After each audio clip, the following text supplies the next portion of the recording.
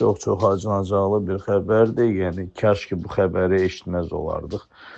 Demək, biraz öncə bir yarım saat, 40 dəqiqə bundan öncə demək, gözümüzün qabağında, məşq zalında normal idi. Yəni, gəldi, hamı ilə də həmişəki kimi gülə-gülə, necəsiz, nətərsiz, zarafat eləyə məşq keçirdi. Birdən o, elə bir ki, hərəkətini itirdi.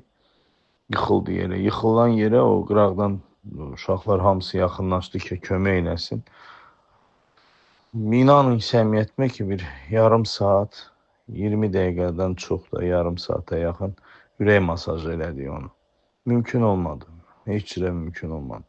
Yəni o gözündəki o baxa-baxa gülüş, gözündəki o səmimiyyət, yəni gözü ilə yalvarırdı ki, məni ölməyə qoymayın da. Maalesef başımız sağ olsun. Ben deyərdim ki, bütün Azərbaycan üçün deyirəm, hər birimizin üzündə gülüş yaradır. Allah rəhmət eləsin.